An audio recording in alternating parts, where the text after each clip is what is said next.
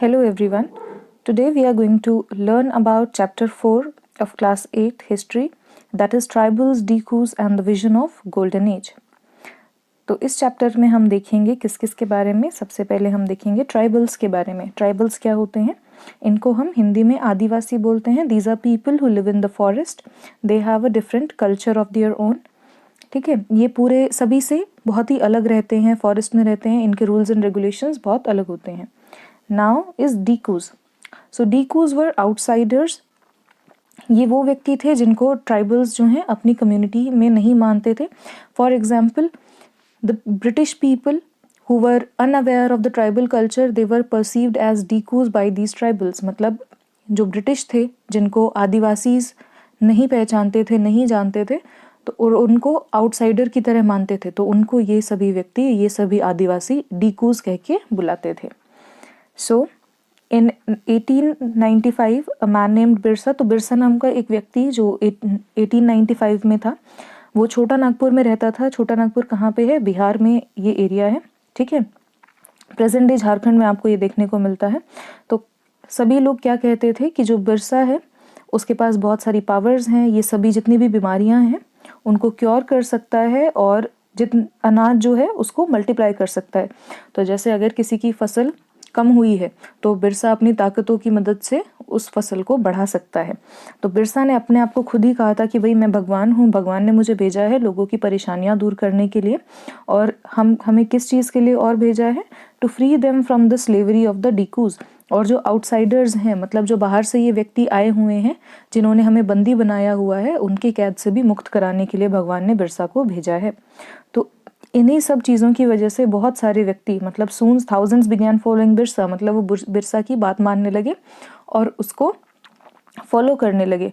लोग मानते थे कि बिरसा जो है वो भगवान है और वो उनकी सभी प्रॉब्लम्स को सॉल्व कर देगा। बिरसा मुंडा फैमिली का था, तो इसीलिए इसका पूरा नाम क्या है? बिरसा मुंडा। इनको बिरसा मुंडा कहते हैं। ये एक ट्राइबल ग्रुप था जो कहाँ पे रहता था? छोटा नागपुर के अंदर। ठीक है, छोटा नागपुर प्लेट्यू आपको झारखंड के अंदर मिलता है। तो सिर्फ और सिर्फ मुंडा ट्राइब के लोग ही नहीं, बल्कि जो संथाल्स हैं और ओराउंस हैं, वो सभी भी बिरसा की बातों को मानते थे। हर कोई जो ट्राइब था, जैसे संथाल्स, ओराउंस या फिर मुंडास, ये सभी कहाँ पे हैं? झारखंड में आपको देखने को मिलते हैं। ये सभी परेशान थे ब्रिटिश के रूल से, मतलब अंग्रेज़ी सल्तनत से, अंग्रेज़ी हुकूमत से ये सभी परेशान थे और हर कोई उनसे छुटकारा पाना चाहता था। Their familiar ways of life seem to be disappearing, their livelihood were under great threat and their religion appear to be in danger.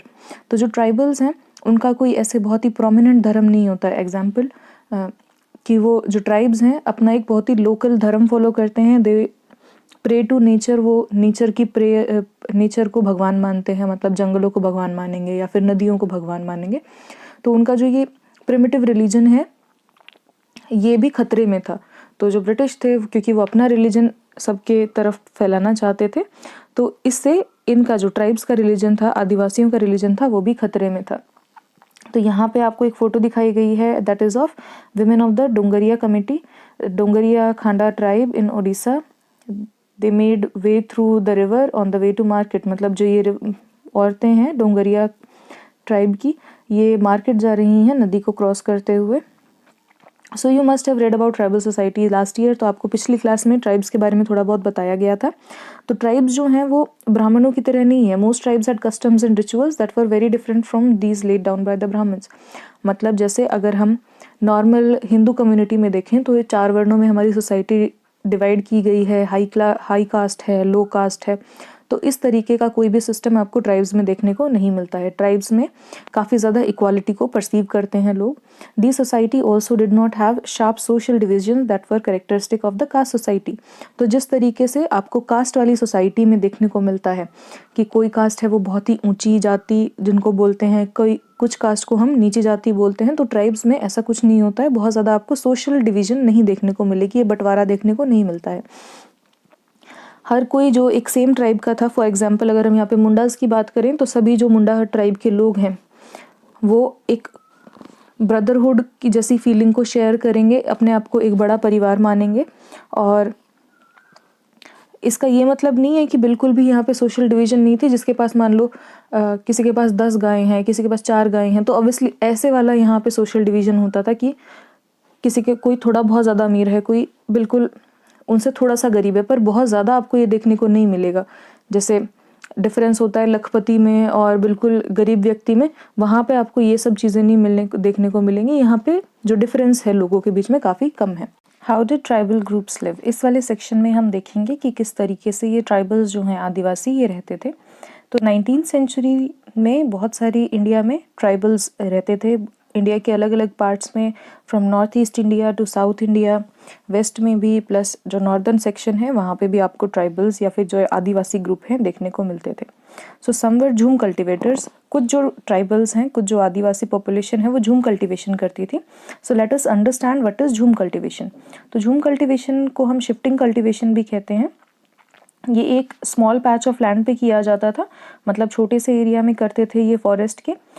इस कल्टीवेशन के अंदर क्या है, जितने भी आपके पेड़ हैं उनको काट दिया जाता था ताकि जो सनलाइट है वो ज़मीन पे पहुंच सके, और वेजिटेशन को बर्न कर दिया जाता था सभी पेड़ों को। जैसे आपके यहाँ पे ये एरिया है, ये इसमें बहुत सारे पेड़ हैं, ठीक है, तो इन पेड़ों को ये सभी काट देंगे। तो पेड़ काटने के बाद आपकी ये जो ज़मीन है ये समतल हो जाएगी, भूमि बिल्कुल आपकी क्लियर हो जाएगी। इन पेड़ों को फिर बाद में जलाया जाएगा।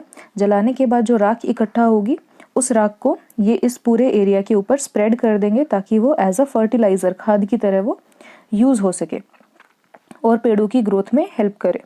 सो आफ्टर दैट क्या क्या होगा यहाँ पे, जब यहाँ पे पूरी राख जो है वो छिड़क दी गई है, पेड़ों को काट दिया गया है, इसके बाद ये सीड्स लेते थे और सीड्स को, जैसे हम नॉर्मल अगर खेती करते हैं तो हम सीड को ऐसे लाइंस के अंदर लाइन बना के पूरा अच्छे से हल वगैरह से जोत के तब हम अपने खेत के अंदर डालते हैं। लेकिन जो ये ट्राइबल्स हैं ये इनको स्कैटर कर देते थे, मतलब अपना मुट्ठी में इन्होंने बहुत सारे बीज लिए और इनको ऐसे ही फेंक देते थे।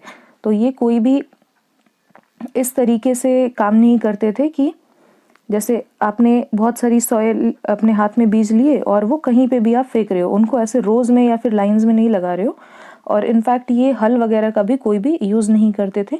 इनको अगर कोई छोटा सा लकड़ी का टुकड़ा मिल गया या फिर कोई पुराने टाइप का इंस्ट्रूमेंट ये यूज़ करते थे ज़मीन को खुरीदने के लिए। ये स्पेशलाइज्ड हल या फिर कोई भी नई टेक्नोलॉजी का यूज़ नहीं करते थे। सो they spread the ash from the firing which contained potash to fertilize the soil. They used axe to cut the trees and hoe to scratch the soil in order to prepare it for the cultivation.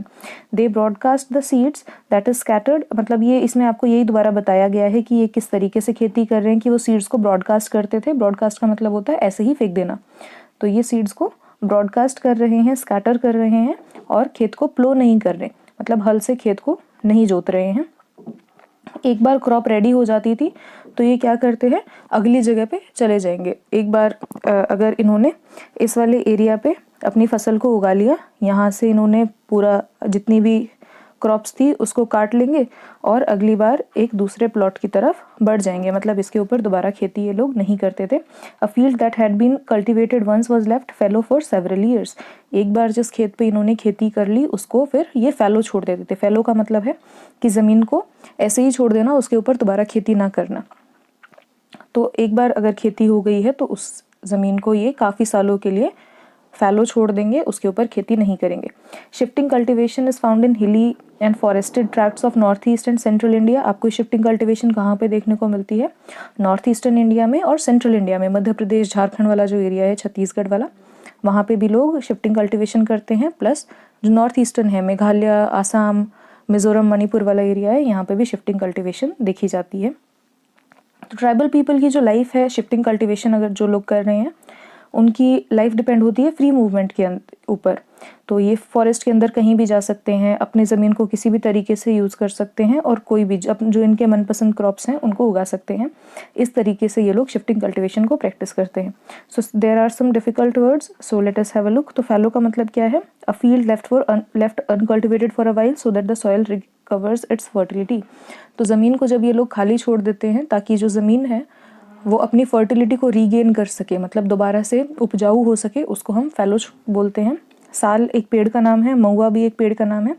महुआ के जो फूल हैं वो खाए जाते हैं, उनसे शराब भी बनाई जाती है। सो that was about shifting cultivation. तो कुछ जो ट्राइब्स हैं वो शिफ्टिंग कल्टीवेशन प्रैक्टिस करती थी और कुछ जो हैं वो हंटर गैदरर्स होते थे। So now let us look at what are hunter gatherers, कि हंटर गैदरर्स कौन होते हैं। So as the name suggest, hunter gatherers कौन है? जो हंटिंग करेंगे मतलब शिकार करेंगे, और गैदरिंग करेंगे मतलब खाने को इकट्ठा करेंगे। गैदर का मतलब होता है इकट्ठा करना। सो बहुत सारे ऐसे ट्राइबल ग्रुप्स थे जो हंटिंग करते थे एनिमल्स की और गैदर करते थे फॉरेस्ट प्रोड्यूस को। मतलब फॉरेस्ट से हमें क्या क्या मिलता है? लकड़ियाँ, लीव्स, फ्रूट्स, ये सारी ट्रीज को, ये चीज़ों को ये इकट्ठा करते थे। इन लोगों का मानना था कि फॉरेस्ट बहुत ही ज़्यादा ज़रूरी है इनके सर्वाइवल के लिए, इनके जीवन यापन के लिए। जैसे एक ऐसी कम्युनिटी है कोंड कम्युनिटी। तो यहाँ पे आप देख सकते हैं these are the women of Dongria Kondh community. ये जो है फॉरेस्ट के ऊपर डिपेंडेंट होती हैं। These are members of the hunter gathering community. ये हंटर गैदरिंग कम्युनिटी की मेंबर हैं। ओके, तो ये जो कोंड कम्युनिटी है ये आपको कहाँ देखने को मिलते हैं? उड़ीसा के अंदर। ये रेगुलरली जाते हैं हंटिंग करने के लिए और जितना भी ये मीट कलेक्ट करते हैं उसको आपस में बांट लेते हैं। ये फॉरेस्ट खाते हैं और जितने भी रूट्स हैं उसको कलेक्ट करेंगे, उसको कुक करेंगे अच्छे से, और उनका ऑयल जो है वो निकाल लेते थे। ऑयल कौन कौन से पेड़ों का ये यूज़ करते थे? ये साल का और महुआ का। तो कैसे ये निकालेंगे रूट्स से तेल? कि रूट्स को अच्छे से बॉईल करेंगे और फिर उसको बिल्कुल ही निचोड़ के तेल यूज़ कर लेते थे। ऐसे इनका फॉरेस्ट से काम चलता था। बहुत सारे श्रब्स को और हर्ब्स को ये यूज़ करते थे मेडिसिनल पर्पस के लिए। जैसे हम लोग नीम को या तुलसी को यूज़ करते हैं, ये भी इन चीज़ों को यूज़ करते थे। अपना जितना भी लोकल इनका फॉरेस्ट प्रोड्यूस होता था, मतलब फॉरेस्ट में से जो भी ये सामान इकट्ठा कर रहे हैं उसको ये पास के बाज़ारों में बेच देते थे। The local weavers and leather workers turned to the cones when they needed supplies of kusum and palash flowers to color their clothes and leather. तो आसपास के जो लोग थे, जैसे लोकल वीवर्स, कपड़ा बुनने वाले लोग थे, तो इनको जब भी पलाश के फूलों की या फिर कुसुम की ज़रूरत होती थी, मतलब ये ऐसे पेड़ हैं जिनके फूलों से रंग निकलता है, डाई निकलती है, तो ये इन्हीं कोंड कम्युनिटी या फिर ट्राइबल्स को कांटेक्ट करते थे ताकि ये ऐसे रंगदार जो पेड़ हैं उनका जो सप्लाई है इनको दे सके। So from where did these forest people get their supplies of rice and other grain? तो अभी आपने यहाँ देखा कि ये क्या कर रहे हैं? हंटिंग और गैदरिंग कर रहे हैं। मतलब ये खुद कोई फसल नहीं उगा रहे हैं, तो ये अपना अनाज की जो रिक्वायरमेंट है, अगर इनको चावल या दाल खानी है तो ये कहाँ से लेते थे? तो अब हम वो देखेंगे। So at times they exchange good. बहुत सारे टाइम पे ये क्या करते थे? सामान को एक्सचेंज करते थे, मतलब अपना कुछ सामान दिया और दूसरे से कुछ और सामान ले लिया। So getting what they need in return for their valuable forest produce. इस सिस्टम को बेटा हम बार्टर सिस्टम बोलते हैं। ओके, सो जब हम सामान के बदले सामान देते हैं, so that is known as barter system. So barter system के अंदर हम पैसे के बदले सामान नहीं दे रहे हैं, बल्कि हम सामान के बदले सामान देते हैं। So at times they bought goods with the small amount of earnings they had. और कई बार वो सामान किस तरीके से खरीदते थे? अगर इन्होंने मान लो फ्रूट बेच दिया है किसी को और उन्होंने थोड़ा बहुत इनको पैसा दिया है, तो उससे भी ये सामान खरीद सकते हैं। सो some of them did odd jobs in the villages carrying loads and building roads while other laborers in the fields of peasants and farmers। तो कुछ लोग छोटे मोटे काम कराने में मदद करते थे। जैसे अगर कहीं पे रोड बन रहा है तो वहाँ पे ये काम करा देते थे। अगर किसी को सामान उठवाना है गांव में तो उसमें इन्होंने हेल्प कर दी। तो ऐसे ये लोग छोटा मोटा काम करते थे। कुछ जो है खेतों में भी काम करते थे। सो जब फॉरेस्ट की सप्लाईज जो है ख़त्म होने लगी, श्रिंक करने लगी, तो ट्राइबल पीपल को बहुत ज़्यादा काम करने की ज़रूरत पड़ने लगी, क्योंकि अब फॉरेस्ट जो है उनसे उनकी सारी रिक्वायरमेंट पूरी नहीं हो रही है। लेकिन कुछ ऐसी कम्युनिटी थी, जैसी बैगा कम्युनिटी थी सेंट्रल इंडिया की, वो दूसरों के घरों में काम करना या फिर दूसरों के खेतों में काम करना पसंद नहीं करते थे। बैगास क्या सोचते थे कि क्योंकि वो लोग फॉरेस्ट के पीपल है, मतलब दे आर आदिवासीज, तो उनकी जो डिग्निटी है वो कम हो रही है, उनकी जो इज्जत है वो कम हो रही है अगर वो दूसरों के खेतों में जाके काम करते हैं। तो tribal groups often needed to buy and sell in order to be able to get the goods that were not produced with in the locality. तो कई बार उनको सामान जो है खरीदना बेचना पड़ता था, और कुछ सामान ऐसा उनको खरीदना पड़ता था जो लोकली अवेलेबल नहीं होता था, मतलब जो आसपास नहीं मिलता था। अब इसी वजह से उनको ट्रेडर्स पे, व्यापारियों पे या फिर मनी लेंडर्स जो उनको पैसे देते थे लोन के रूप में, तो इन लोगों के ऊपर डिपेंड होना पड़ता था। जो ट्रेडर्स थे, व्यापारी थे, वो इनका सामान बहुत ही सस्ते में खरीदते थे, और अगर इनको कोई सामान इनसे खरीदना होता था, मतलब फॉर एग्जांपल अगर आदिवासियों को ट्रेडर से कोई सामान खरीदना है तो ट्रेडर्स इनको बहुत ही ज़्यादा महंगे में बेचते थे। सो मनी लेंडर्स लोन देते थे ट्राइबल्स को ताकि इनकी जो पैसे की ज़रूरत है वो पूरी हो सके, लेकिन उसके ऊपर बहुत ही ज़्यादा इंटरेस्ट चार्ज करते थे, मतलब ब्याज जो है वो बहुत ही ज़्यादा इनसे लेते थे। मतलब अगर किसी को 200 रुपये मनी लेंडर से लेने हैं तो उसके ऊपर वो 50 रुपये का ब्याज लगा देगा, मतलब आपको एक महीने के अंदर 200 रुपये की बजाय आपको 250 रुपीज़ देना पड़ेगा। सो जितने भी ट्राइबल्स थे, market and commerce was often meant डेब्ट एंड पॉवर्टी, मतलब ट्राइबल्स जितनी भी मार्केट थी और जितना भी वो व्यापार करते थे, इसका क्या मतलब होता था कि उनको बहुत ही ज़्यादा कर्ज में अब जीना पड़ेगा। इसीलिए वो मनी लेंडर्स से और ट्रेडर्स को ईविल आउटसाइडर्स मानते थे कि ये बहुत ही बुरे व्यक्ति हैं और उनकी मिजरी का कॉज है, मतलब जितने भी ये दुख झेल रहे हैं वो किस वजह से हो रहे हैं, इन व्यापारियों और इन मनी लेंडर्स की वजह से। So after that we have some herded animals. सो कुछ जो ट्राइबल ग्रुप्स हैं वो क्या करते थे, एनिमल की हर्डिंग और रेयरिंग करते थे, मतलब वो पशुपालन करते थे। जैसे देवर पेस्टोरलिस्ट, पेस्टोरलिस्ट होता है जो अपने पूरे भेड़ बकरियों के साथ एक जगह से दूसरी जगह पे मूव करते हैं। जैसे इसका एग्जाम्पल आपको दिया हुआ है, जैसे वन गुज्जर थे पंजाब के, या फिर लबादीज थे आंध्र प्रदेश के, वो कैटल हर्डरर्स थे, ठीक है। मतलब अपने जो पशु थे, जैसे गाय भैंस या मवेशियों को एक जगह से दूसरी जगह लेके जाते थे। अगर एक जगह की घास खत्म हो जाती है तो वो अपने सभी जानवरों को लेके एक नई जगह पे चले जाएंगे जहाँ पे घास अवेलेबल हो। The Gaddis of Kullu were shepherds and Bakarwals rear goat.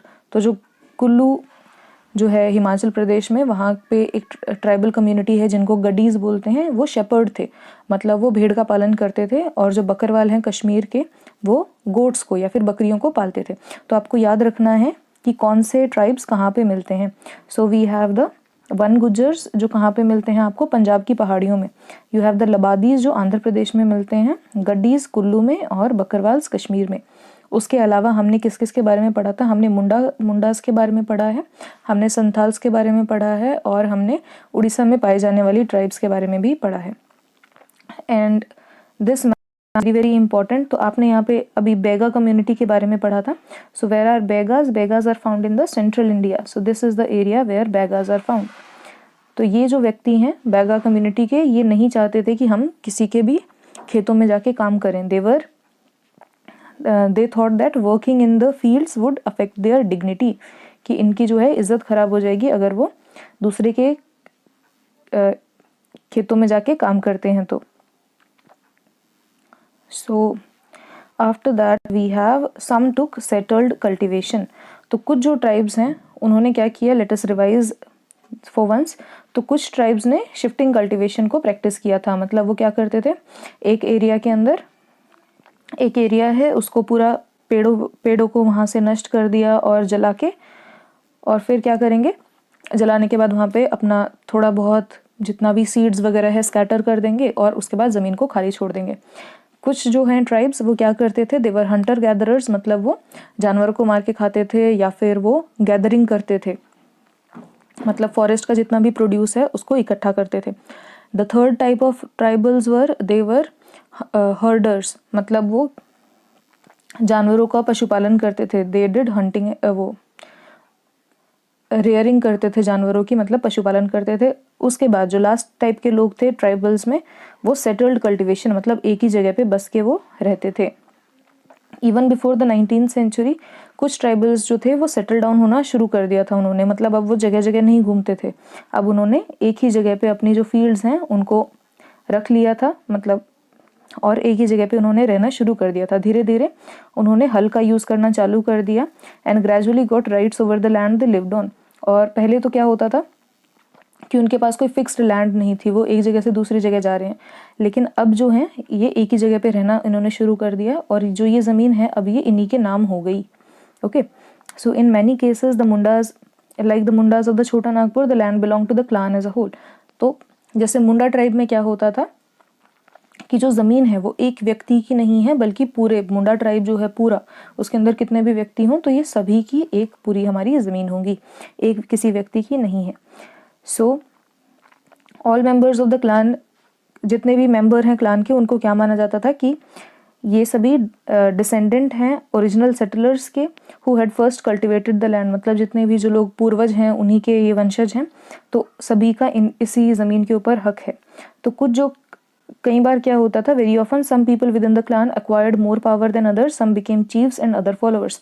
तो कुछ जो लोग हैं क्लान के, कुछ जो इस पूरी ट्राइब के लोग हैं, उनके पास ज़्यादा पावर आ जाती थी, वो औरों से ज़्यादा पावरफुल हो जाते थे, तो उनको ही हम क्या बोल देते थे, वो चीफ बन जाते थे, सरपंच या फिर हेड टाइप के ये लोग बन जाते थे, और बाकी सभी उनको फॉलो करने लग जाते थे। तो पावरफुल मैन क्या करते थे, जैसे किसी पावरफुल चीफ की ये ज़मीन है, ठीक है, just a second. So this is the entire area, और इसके 4 हिस्से हैं, ये पूरी ट्राइबल जो मुंडा क्लान है उसकी ज़मीन है। तो ये हमारी इस ज़मीन के ऊपर चीफ रह रहा है काफ़ी सालों से। तो अब चीफ क्या करेगा, इस पे खुद खेती नहीं करेगा, बल्कि जो आसपास के लोग हैं, मतलब अपनी कम्युनिटी के जो और लोग हैं, उनसे यहाँ पे खेती कराएगा एज लेबर्स, मतलब खुद काम ना करके, बल्कि औरों से अब वो काम कराता था अपनी ज़मीन के ऊपर। तो ब्रिटिश ऑफिशियल जो थे, उनको क्या लगता था कि जो ये सेटल ट्राइबल ग्रुप्स हैं, मतलब जो एक ही जगह पे जिन्होंने रहना चालू कर दिया है, जो अब जगह जगह नहीं घूम रहे हैं, उनको लगता था ये ज़्यादा सिविलाइज्ड हैं, ये ज़्यादा समझदार हैं, ठीक है, उन लोगों से, उन ट्राइब से, उन आदिवासियों से जो जगह जगह घूमते हैं या फिर जो हंटिंग गैदरिंग करते हैं, उनसे सेटल्ड वाले ज़्यादा ये सिविलाइज्ड हैं, ज़्यादा समझदार हैं। Those who lived in the forest was considered to be wild and savage. They needed to be settled and civilized. तो अंग्रेज़ों को क्या लगा कि जो अभी भी जंगलों में रहते हैं वो बहुत ही वाइल्ड हैं, मतलब बहुत ही जंगली टाइप के लोग हैं, और उनको तमीज़ नहीं है, बहुत ही सैवेज हैं, और उनको अब क्या करने की ज़रूरत है, उनको भी सेटल करने की, उनको भी एक ही जगह पे रहने की अब ज़रूरत है। उन ट्राइब्स को जो जंगलों में घूमती हैं, उनको भी सेटल कराना है, एक ही जगह पे रखना है, और उनको भी सिविलाइज करना है, उनको भी तमीज़ सिखानी है। सो that was the video. Tomorrow or in the next video we are going to discuss how did the colonial rule affect the tribal rules. So that was the chapter. इसके अंदर लास्ट जो हमारी टर्म है that is बेवार। बेवार जो है मध्य प्रदेश में लोग use करते थे शिफ्टिंग कल्टीवेशन के लिए। शिफ्टिंग कल्टीवेशन को बहुत सारे नामों से जाना जाता है, इसको झूम कल्टीवेशन बोलते हैं, इसको मिल्पा, रोका, लडांग, ये सारी चीज़ें बोला जाता है। तो बेवार इसको मध्य प्रदेश के अंदर कहते हैं। So that was the video. Everyone take care, bye bye.